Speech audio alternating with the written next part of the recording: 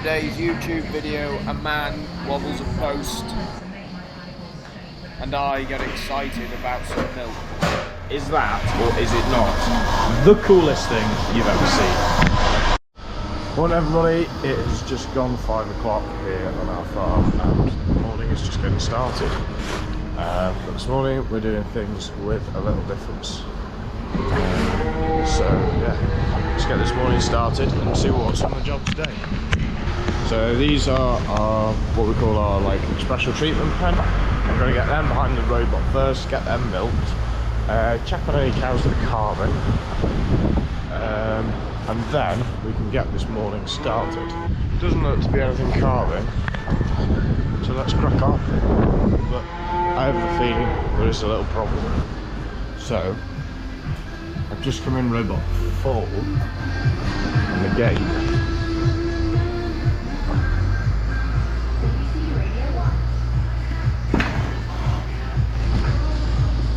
Maybe a little problem because it doesn't look like anyone's milked in here for a long time. Right, milk sampling now.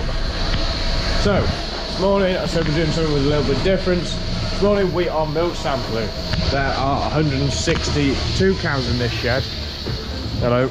So here, two's already waiting. You can see 401's pretty pissed. She's been waiting for that robot and it's not been open. We've got 162 cows to milk sample and I will show you guys how we're going to do that. Just a little thing here that we're trying. So this is a feed trough down here and as you can see it's got sleepers, and what I'm going to try is we've taken these out to give the cows a little bit more space, make them feel a little bit more comfortable, maybe a bit more lunging room. See what happens. Don't know if it's going to work, but I'm going to try and make the cows as comfortable as possible. So we have got some pipes, spoon. That is a spoon. Don't ask me why it's called a spoon. Looks nothing like a spoon, but it's a spoon. We've got loads of pots here. There are, I think, 60 pots. Each with a little pill in them, which fills a preservative and it helps keep the milk when it's sent off to testing. So yeah, so basically we're going to set this up and hopefully all of the cows will basically end up with a sample in here. We get a little report on the computer that tells the sample which number pot they're in, and then we just write that all down and then it's sent off. And then basically what happens is this goes up and down and milk ends up in here through the pipes, and then the milk ends up in here. But I'm not going to bore you with that because it's far too complicated.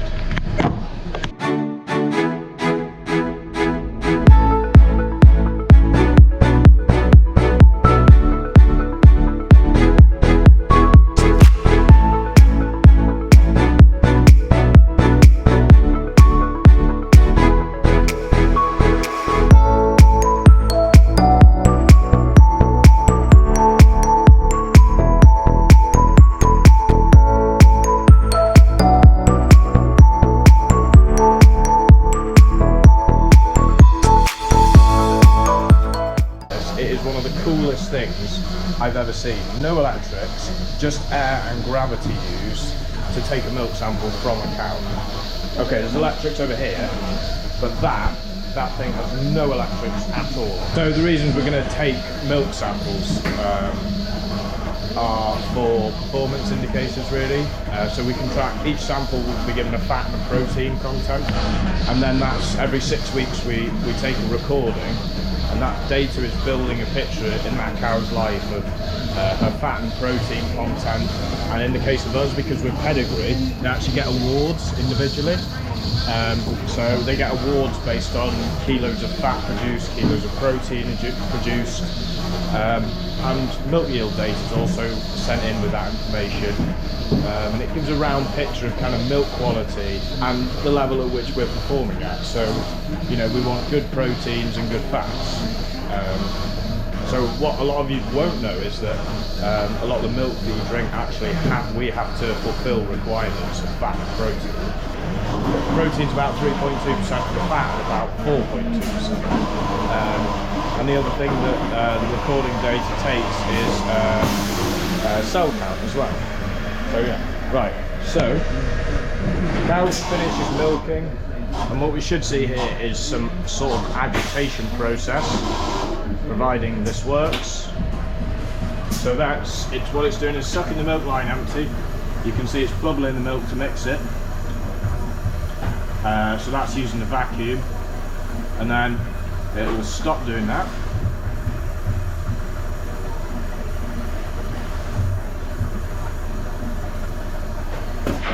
And then you'll see the milk will come down the pipe. So it's dropped the milk level to a gravity-based system, and this all flows through gravity, and the milk, you can see the milk filling up there in what they call a spoon, even though it doesn't look like a spoon. So that's now full of milk,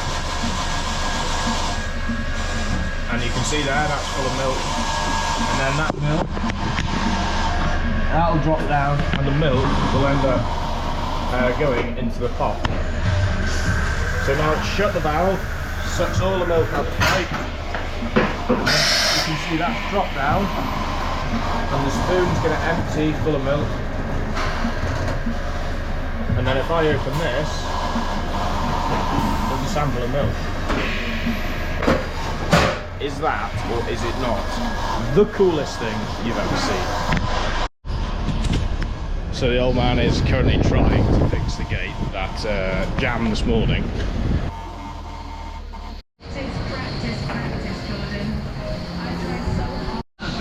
So while I was out and about this morning doing my morning routine, I did notice one big issue, which was that we had a lame cow. Now that is kind of we have zero tolerance for that around here. If she's lame, she's seen to that day or that night. As soon as she's seen, she will be should be taken and she will be looked at. One of the advantages of the robots is that obviously if a cow does go lame, and this does happen, we have very, very few lame cows. We do a lot of preventative trimming. We do an awful lot of stuff to prevent these girls getting lame, and one of the main things we do is keep them happy. So as you can see, cows lying down, chewing a cud, you can see they're all happy. But as I say, the best thing is that, you know, I really highlight that, you know, it's normally less than 12 hours that these girls are lame for. They're really not lame for long, and what that means for us is that they heal relatively quickly. They heal very quickly because those problems haven't been there for very long, and obviously that means the cow is happier, she's more comfortable, and we're happy because we've got a lot fewer problems. So as you can see, she's just favouring a front right over a front left. You can just see she's not so keen on it. So I have just got 103 in the crush now. So let's have a look at her foot and let's check out what's wrong with it. So I put a block on here, and now I've cleaned it up. I'm going to wrap it in some magic powder. So I give it a good clean, and then I've got some of this. I'm just going to wrap it up.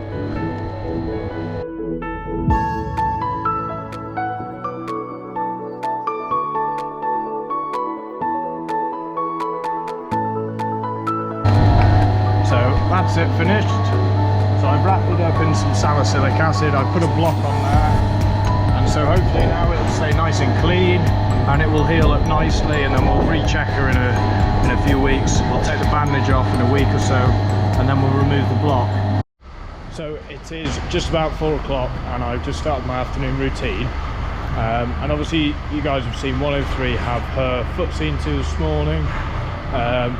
And I like to give cows a few hours just to get used to the block. It's obviously taking a lot of weight, but I thought I'd show you a little video of her walking now. So this is real time.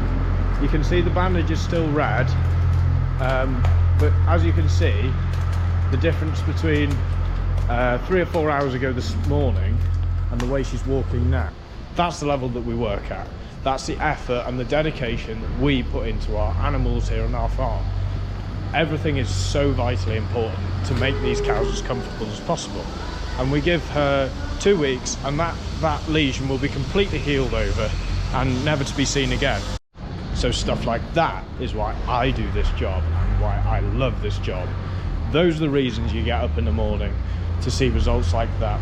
We don't get many cows like that, but when you can see the difference in 4 hours from where she was this morning to where she is now, and you wouldn't know that she'd had a problem, is quite frankly one of the most amazing things, and it's highly rewarding for me to be able to do that, to have the ability to do that. Right guys, so we have just finished taking samples from the first batch of cows in the first shed, which is in total around 160-ish cows, and so most of them have all been done. Here you can see that we have got numbered pots, so this is what I start with. I'm going to take the information off here.